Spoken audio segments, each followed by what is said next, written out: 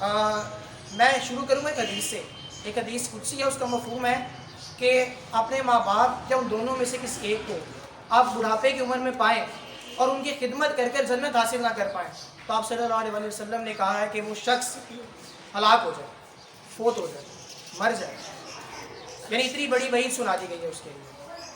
اور آپ کو پتہ ہے کہ ماں باپ یا ماں جو ہے اس کا سب سے زیادہ رول ہوتا ہے کسی بچے کی ڈیولپمنٹ کے اندر, کسی بچے کی تربیت کے اندر. باپ نے صبح سے لے کر شام تک چلے جانا ہے اپنے روزی روٹی کے لیے, ماں گھر میں بیٹھ کر بچے کی تربیت کر رہی ہے, بچے کو بتا رہی ہے.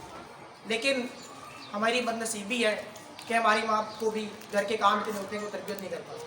آج کل جو ماڈرن مائیں آ رہی ہیں وہ بھی گیجٹ والی ہیں نا, موبائل دے دیتی ہیں بچے کو, کہتی ہیں یہ لو بیٹا تم بھی موجے کرو, میں بھی اپنے کام کر رہی ہوں, اور پھر شام کو فیڈ بیک بھی نہیں دیتے. اب ایک اور حدیث سے آپ صلی اللہ علیہ وسلم کا فرمان ہے کہ میں عشاء کی نماز کے اوپر کھڑا ہوں, فرض نماز پڑھ رہا ہوں, سنت بھی نہیں ہے. میری ماں آ کر کہے محمد, تو میں عشاء کی فرض نماز کو اردو کہوں لبیک, ماں میں حاضر ہوں. لیکن آج کا بچہ اس طریقے سے پھنسے, آج کے بچے کو آپ آوازیں دیتے رہے, وہ نہیں آتا. اب ماں کی تربیت کا ذرا ایک واقعہ سنیے گا کہ ماں تربیت کہہ رہی ہے. پیرانے پیر شیخ عبد القادر جیلانی جب قافلے کے ساتھ روانہ کیا گیا تو ماں نے ان کے کرتے کے اندر 40 دینار سی دیے اور کہا بیٹا جھوٹ نہیں بولنا. ڈاکو آگے, ڈاکو نے گھیر لیا, انہوں نے کہا جی نکالیں جی کیا آپ کے پاس. چھوٹا سا بچہ تھا, کہتا جی 40 دینار ہے میرے کرتے میں. انہوں نے کہا بچہ اسے کیا بتاؤ, جھوٹ بول رہا ہوگا. ڈاکو اکٹھے ہوئے اور لے گئے اپنے سردار کے پاس, کہا جی یہ جھوٹ بول رہا ہے. کہتا جی میرے کرتے میں 40 دینار ہے. کرتا ادھیڑا گیا تو اس میں سے 40 دینار نکلے.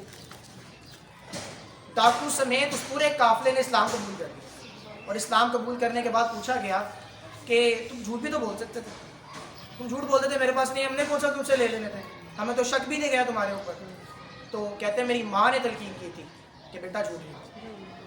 اب ماں پرورش کہہ رہی ہے, ماں کا رول چیک کریں کہ ماں کا کتنا رول ہے. ماں کہہ رہی ہے کہ بیٹا جھوٹ نہیں بول. ایک اور واقعہ, بابا فرید الدین گنج شکر رحمۃ اللہ علیہ, ماں تربیت کری, نماز کی طرف غافل کر دیا کہ بیٹا نماز کی طرف آ جاؤ. اب کس طرح طریقہ کار ہے, تو کہ بیٹا نماز پڑھو گے اللہ پاک تمہیں شکر دے گا. چپکے سے جائے نماز کے نیچے شکر رکھ دے.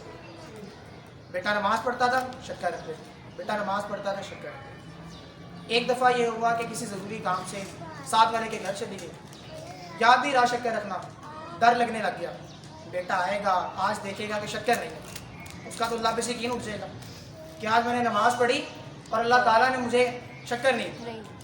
اللہ تعالیٰ نے اپنے غیب سے جائے نماز کے نیچے شکر ہے. کہ ماں تربیت کر رہی ہے, ماں کا سلیقہ, ماں کا رول ہے. آج ہماری مائیں اس رول کو نہیں لینا چاہتی, وہ سارے کا سارا بلیم ڈالتی ہیں اداروں پر, ادارے بلیم ڈالتے ہیں پیرنٹس کے اوپر, اور یہ فٹ بال ایک دوسرے کے گول میں جاتے جا رہی ہے, اور درمیان میں نقصان کس کا ہو رہا ہے, بچے کا. بچہ پس رہا. کل کو بچہ کھڑے ہو کر ماں کے سامنے کہتا آپ نے مرنے کیا کیا, اور اس وقت ماں باپ شرمندگی سے اپنا سر جھکا لیتے ہیں کہ وہ ماں جس نے گیلے پہ سی بیٹے کو اٹھا کر خود گیلے پہ سوئی ہے, اس کو سوکھے پہ سلایا. اور کل کو وہ جب بڑا ہوا اپنے زورہ بازو بنا, ماں کے خواب ہوتے ہیں نا کہ یار ہمارا بیٹا بڑا ہوگا ہمیں یہ چیز لے کر دے گا, ہماری آسائشوں کا سامان بنے گا. آج بڑا ہوا سامنے سینہ تان کے کھڑا رہے, تم نے ہمارے لیے کیا کیا. تو اس وقت ماں کو میرا خیال ہے تربیت کے اوپر تھوڑا سا نا وہ ہوتا ہے کہ کاش مشکلیں نہ کریں, لیکن خون ہے نا. ماں کہتے ہیں نا کہ ماں چاہتے ہوئے اپنے بیٹے کا برا نہیں چاہ سکتی. ایک اور واقعہ کہ آپ صلی اللہ علیہ وسلم کے پاس ایک بوڑھی عورت آئی, اس نے کہا کہ میرا جو بیٹا ہے نا وہ میرا بڑا نافرمان ہے, میری بات نہیں مانتا. آپ صلی اللہ علیہ وسلم نے کہا جاؤ اس کے بیٹے کو لے کر. اس کے بیٹے کو لایا گیا اور صحابہ کرام سے کہا گیا کہ جائیں لکڑیاں اکٹھی کریں. لکڑیاں اکٹھی کی گئیں, کہا جی اس کے بیٹے کو آگ میں ڈال دیا جائے, اور آگ میں ڈالنے سے پہلے اس کی ماں سے پوچھ لیا گیا کہ اگر تم معاف کر دو گی تو ہم اس کے آگ سے نکال لیتے ہیں اس کو, لیکن اگر معاف نہیں کرو گی تو ہم اس کو آگ میں جلا دیں گے. ماں تھی نا, پھر ترس کیسے نہ آتا. ماں نے کہا کہ بے شک اس نے میرے ساتھ بڑی نافرمانیاں کی, مجھے بڑا برا بھلا کہا, لیکن میں آج اسے معاف کرتی ہوں, میں آج اس کے لیے اپنا دامن وسیع کرتی ہوں. تو جب ماں نے یہ الفاظ کہے تو اس وقت آگ کو روک دیا گیا, اور آپ صلی اللہ علیہ وسلم نے کہا کہ اگر آج تو اس کو معاف نہ کرتی, کل بروز محشر یہ سارے کا سارا مجمع لگتا اور تیرے بیٹے کو تیرے سامنے آگ میں ڈالا جاتا. یعنی یہ ہمارا اسپیکٹ ہے، ہمارا ایک پہلو ہے کہ جس پر ہمیں توجہ دلانی چاہیے. بڑے 9 ماہ کے عرصے کے اندر ہم نے بڑی ریزسٹنس فیس کی. ہمیں کہا گیا جی کتاب پڑھائیں، آپ لوگ یہ الٹے کام کر رہے ہیں. ہم نے کہا جی ہم کتاب کو پڑھا لیں گے، کتاب پڑھا کر پیسے کما لیں گے، پیسے کما کر 1 سے 2 3 سے 4 4 سے 5 ہو جائیں گے. کل کو جب روز محشر ہمارا حساب ہوگا، عمر صاحب، اسامہ صاحب، 200 بچے آتے تھے آپ کے پاس. کبھی آپ نے تعلیم تو نے پڑھائی ہے، کلاس کے اندر لیکچر تو آپ نے میتھ پڑھا دیا تھا، لیکن جو تربیت کا فیکٹر تھا وہ نہیں دے پایا. تو وہاں پر میرا خیال ہے کہ میرا سر شرم سے جھک جائے گا.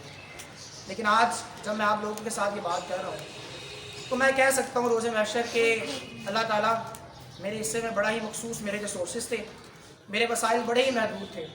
میں نے چند اپنے بچوں کی والدین کو اکٹھا کیا تاکہ یہ اپنے بچوں کی تربیت کریں، ان کے بچے آگے جا کر اپنے بچوں کی تربیت کریں، اور کہیں نہ کہیں کسی نہ کسی زمرے میں میرا گواہ ہو جائے، میرا نام لینے والا ہو جائے، یار نہیں یہ بات ہمیں فلاں سے پتہ لگی اور میری بھی شاید بخشش کا سامان ہے. ہمارا کوئی اس کے پیچھے فائنینشیل پروفٹ نہیں ہے، ہم کوئی پیسے نہیں کما رہے، حتیٰ کہ ہمارے پیسے لگ رہے ہیں. کیوں کہ یار کل کو جب کوئی ہمارا نام لے، پنجاب اکیڈمی کا نام لے، تو وہ یہ برے الفاظ میں نہ یاد کرے، اچھے الفاظ میں. تو پھر جب ہم نے ریسرچ کی تو ہمارے 2 میجر ایشوز آئے. پہلا ایشو سر اسامہ نے ڈسکس کیا کہ کمیونیکیشن گیپ، والدین اور بچوں کے درمیان بات ہی نہیں ہوتی. میں نے حتیٰ کہ ایسے بچے بھی دیکھے جو اپنے باپ سے صرف عید پہ گلے ملتے ہیں، ایسے بچے بھی دیکھے جو اپنے باپ سے صرف عید والے دن گلے ملتے ہیں، ورنہ وہ باپ سے گلے نہیں ملتے، اور وہ بھی تب اگر مسجد میں 7 والی صف میں نظر آ جائے، ورنہ گھر سے بھاگا تھے. کیوں ڈرتے ہیں باپ سے، ماں سے ڈرتے ہیں، ہچکچاتے ہیں. ماں باپ سے زیادہ فیس بک یا واٹس ایپ کے اوپر فرینڈ کو بتانا مناسب سمجھتے ہیں. اس سے گھنٹہ گھنٹہ کال چل رہی ہے، اس کو ساری گھر کی روٹینز بتائی جا رہی ہے.